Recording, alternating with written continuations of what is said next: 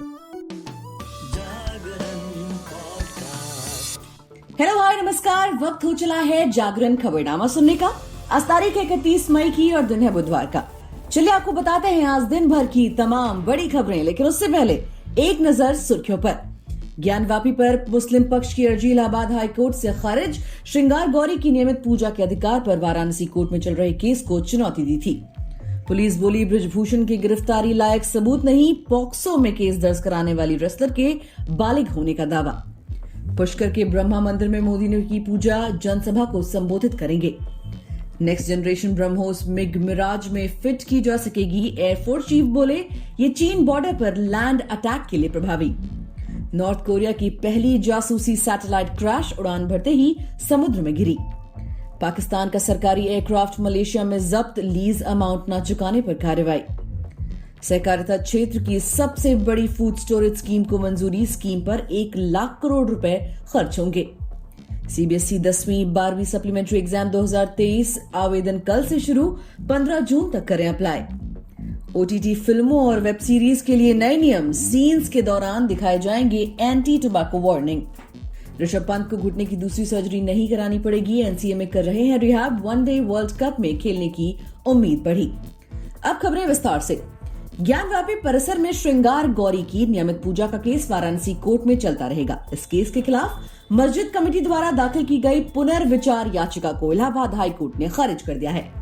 वाराणसी की जिला अदालत भी पहले मुस्लिम पक्ष की याचिका खारिज कर चुकी है। श्रृंगार गौरी की नियमित पूजा की मांग वाली याचिका पर जस्टिस जे मुनीर की सिंगल बेंच ने यह फैसला सुनाया है।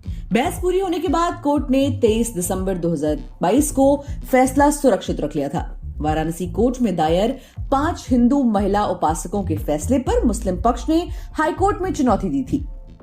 फैसला आने के बाद हिंदू पक्ष के वकील विष्णु शंकर जैन ने कहा, बहुत ही ऐतिहासिक फैसला है, क्योंकि मुस्लिम पक्ष हमेशा क्लेम करता रहता है कि ये case places of worship act fact से बाधित है।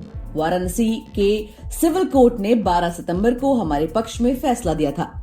वही बात आज इलाहाबाद हाईकोर्ट में भी जस्टिस जे मुनीर ने कही है, जिसमें उन्होंने होल्ड किया कि रिवीजन पिटीशन मेंटेनेबल नहीं है और अंजुमन इंतजामिया की पिटीशन डिसमिस की। वहीं रेसलर्स केस में दिल्ली पुलिस ने बुधवार को कहा कि WFI के पूर्व अध्यक्ष बृजभूषण को गिरफ्तार करने लायक सबूत अभी नहीं मिले हैं। इस मामले में एक और मोड़ आया है। जिस महिला पहलवान ने पॉक्सो के तहत बृजभूषण पर यौन शोषण का आरोप लगाया था, उसके बालिग होने का दावा किया जा रहा है। न्यूज एजेंसी ANI ने सूत्रों के हवाले से बताया कि रेसलर्स ने बृजभूषण के खिलाफ जो आरोप लगाए हैं, उन्हें साबित करने के लिए अभी सबूत नहीं मिले हैं। बृजभूषण ना तो गवाहों को प्रभावित कर रहे हैं और ना ही सबूतों को मिटा रहे हैं। हम अगले 15 दिन में कोर्ट में रिपोर्ट पेश करेंगे।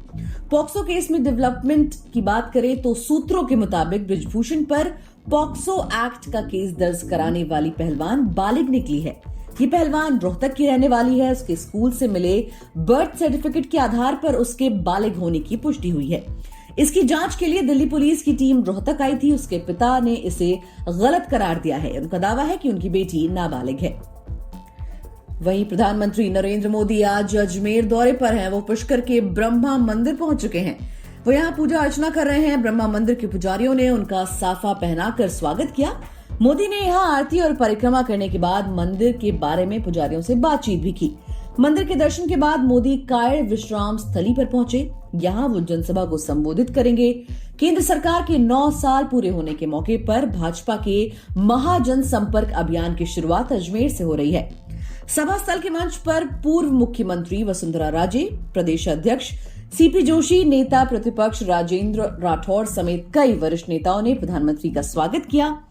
इस सभा के साथ ही मोदी राजस्थान में भाजपा के चुनावी अभियान की शुरुआत भी कर देंगे। नवंबर-दिसंबर 2023 में यहां विधानसभा चुनाव होने हैं। इससे पहले किशनगढ़ एयरपोर्ट पर राज्यपाल कलराज मिश्र और शिक्षा मंत्री बीडी कल्ला ने प्रधानमंत्री का स्वागत किया। वहीं next generation BrahMos missile MiG-29 Mirage 2000 और लाइट कॉम्बैट एयरक्राफ्ट जैसे प्लेटफॉर्म में फिट की जा सकेगी। इससे चीन बॉर्डर पर जमीनी हमलों को और प्रभावी बनाया जा सकेगा। वायुसेना प्रमुख air chief marshal VR Chaudhari ने बुधवार को यह जानकारी दी। एयर चीफ मार्शल ने कहा कि next generation BrahMos missile small version वाली होगी, जिसे छोटे लड़ाकू विमानों से भी छोड़ा जा सकेगा। 3 साल पहले लद्दाख में चीन के साथ हुई झड़प के बाद हमें इसकी जरूरत महसूस हुई। इसके बाद हमने इस पर काम करना शुरू कर दिया। लड़ाकू विमान सुखोई Su-30 पर ब्रह्मोस को अटैच करने के बाद वायुसेना की क्षमता में इजाफा हुआ है। वहीं नॉर्थ कोरिया ने बुधवार को अपनी स्पाई सैटेलाइट लॉन्च कर दी। ये उड़ान भरते ही समुद्र में क्रैश हो गई। नॉर्थ कोरिया की स्टेट न्यूज एजेंसी KCNA ने बताया कि इस सैटेलाइट को चोलिमा 1 नाम दिया गया है। रॉकेट के इंजन और फ्यूल सिस्टम में स्टेबिलिटी नहीं थी। इस वजह से जासूसी सैटेलाइट ले जाते वक्त पहले और दूसरे चरण के अलग होने के बाद इसकी स्पीड धीरे हो गई, जिसकी वजह से यह मिशन फेल हो गया। नॉर्थ कोरिया ने सुबह करीब 6:30 बजे लॉन्च को लेकर एयर सायरन बजाया। इसके तुरंत बाद साउथ कोरिया ने अपने नागरिकों को अलर्ट मैसेज जारी कर सुरक्षित स्थान पर पहुंचने को कहा। इसे प्रेसिडेंशियल अलर्ट के नाम से भेजा गया था। हालांकि इसके 20 मिनट बाद ही सरकार ने अलर्ट कैंसिल कर दिया। साउथ कोरिया ने चेतावनी दी थी कि अगर नॉर्थ कोरिया मिसाइल टेस्टिंग को लेकर जारी प्रतिबंधों का उल्लंघन करेगा तो उसे इसका अंजाम भुगतना पड़ेगा। वहीं पाकिस्तान की government civil aviation company Pakistan airlines के एक बोइंग 777 एयरक्राफ्ट को मलेशिया की सरकार ने जब्त कर लिया है। एयरक्राफ्ट सीज करने का ऑर्डर कुआलालंपुर की एंटी करप्शन कोर्ट ने दिया था। PIA का ये जेट इसलिए सीज किया गया क्योंकि जिस कंपनी से लीज कर लिया गया था उसको 16 महीने से पेमेंट ही नहीं किया गया था। 2020 में भी PIA का एक जेट यहां इसी तरह जब्त किया गया था। PIA के प्रवक्ता अब्दुल्ला हाफिज खान ने माना कि एक सिविलियन एयरक्राफ्ट मलेशिया में जब्त किया गया है। उन्होंने कहा, घटना मंगलवार रात की है, उसमें 100 से ज्यादा पैसेंजर थे। हम दूसरा जेट भेज रहे हैं ताकि पैसेंजर्स को वापस लाया जा सके। हाफिज ने कहा, इस मामले में कुछ गलतफहमी हुई है। हम कई दिन से लीज देने वाली कंपनी से बातचीत की कोशिश कर रहे हैं, उनसे संपर्क नहीं हो सका। लीगल एक्सपर्ट्स की एक टीम कुआलालंपुर भेजी जा रही है। उम्मीद है मसले का जल्द हल निकल जाएगा। वहीं केंद्रीय कैबिनेट ने बुधवार को सहकारिता क्षेत्र की दुनिया की सबसे बड़ी फूड स्टोरेज स्कीम को मंजूरी दे दी। इस स्कीम पर 1 लाख करोड़ रुपए खर्च होंगे। योजना के तहत हर ब्लॉक में 2000 टन क्षमता का गोदाम बनाया जाएगा। इसके लिए एक अंतर मंत्रालयी कमेटी का गठन होगा। कैबिनेट के फैसलों की जानकारी केंद्रीय मंत्री अनुराग ठाकुर ने दी। इस स्कीम को सबसे पहले पायलट प्रोजेक्ट के तौर पर 10 जिलों में लागू किया जाएगा। अनुराग ठाकुर ने कहा कि स्टोरेज की कमी की वजह से जो अनाज की बर्बादी होती थी वो इससे रुकेगी। जिन किसानों को स्टोरेज न मिलने की वजह से अपनी उपज को औने पौने दाम पर बेचना पड़ता था वो अब भी नहीं करना होगा। वो अपने हिसाब से अनाज को बेच सकेंगे। वहीं CBSE ने नोटिफिकेशन जारी कर बताया है कि 10वीं और 12वीं की सप्लीमेंट्री यानी कि कंपार्टमेंट परीक्षा 17 जुलाई 2023 को आयोजित होगी। CBSE ने इस संबंध में गाइडलाइन जारी कर दी है। केंद्रीय माध्यमिक शिक्षा बोर्ड 1 जून को सप्लीमेंट्री परीक्षा के लिए आवेदन प्रक्रिया शुरू करेगा। वो उम्मीदवार जो CBSE कक्षा 10वीं और 12वीं की बोर्ड परीक्षा में शामिल हुए हैं और स्कोर से संतुष्ट नहीं है या 1 से 2 विषयों में विफल रहे हैं वो आवेदन कर सकते हैं। शेड्यूल के मुताबिक CBSE सप्लीमेंट्री परीक्षा जुलाई 2023 को आयोजित की जाएगी। आवेदन पत्र भरने की आखिरी तारीख 15 जून 2023 होगी।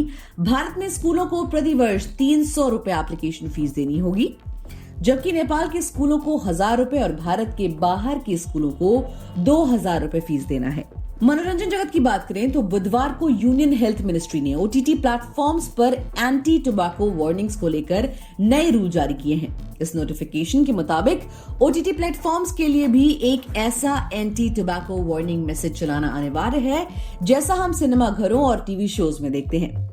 अगर कोई ऑनलाइन कंटेंट पब्लिशर नए नियमों का पालन नहीं करेगा तो मिनिस्ट्री उस पर सख्त से सख्त कार्रवाई करेगी। OTT प्लेटफॉर्म्स पर एंटी टोबैको वार्निंग रेगुलेट करने के बाद भारत टोबैको कंजम्पशन के दुष्परिणाम को लेकर जागरूकता फैलाने के मामले में ग्लोबल लीडर बन गया है। मिनिस्ट्री की नोटिफिकेशन के मुताबिक अगर ऑनलाइन क्यूरेट किए गए कंटेंट का पब्लिशर सब रूल्स के प्रोविजन का पालन नहीं करता है तो ministry of health and family welfare, ministry of information and broadcasting और ministry of electronics and information technology के रिप्रेजेंटेटिव्स वाली एक इंटर मिनिस्टेरियल कमेटी स्वतः कार्रवाई करेगी। वहीं खेल जगत की बात करें तो कार एक्सीडेंट में घायल टीम इंडिया के विकेट कीपर बल्लेबाज ऋषभ पंत तेजी से रिकवर कर रहे हैं। पंत को घुटने की सर्जरी करवानी पड़ेगी। पंत के घुटने की एक और सर्जरी होनी थी। अब डॉक्टरों ने उनकी रिकवरी को देखते हुए दूसरी सर्जरी को टाल दिया है।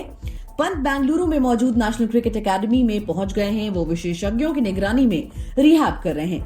पंत करीब 1 महीने पहले बिना बैसाखी के चलते नजर आए थे। उन्होंने 5 मई को सोशल मीडिया पर पोस्ट डाला था जिसमें वो स्टिक फेंक कर बिना सहारे के चलते नजर आ रहे थे। बैकग्राउंड में केजीएफ का थीम सॉन्ग भी बज रहा था। वीडियो पोस्ट करते हुए पंत ने लिखा था, हैप्पी नो मोर क्रचेस डे। पंत की फास्ट रिकवरी को देखते हुए बीसीसीआई उन्हें ऑस्ट्रेलिया के खिलाफ होने वाले world test championship final, Asia cup और वर्ल्ड कप में खिलाने की योजना बना रही है। बोर्ड चाहता है कि वो जल्द से जल्द एक्सीडेंट की चोट से रिकवर हो जाएं। बोर्ड ने पंत को 2 फिजियो भी दिए हैं जो उनकी रिकवरी सुनिश्चित कर रहे हैं। इसी के साथ आज के लिए फिलहाल इतना ही। देश और दुनिया की बाकी खबरों को जानने के लिए सुनते रहिए जागरण खबरनामा।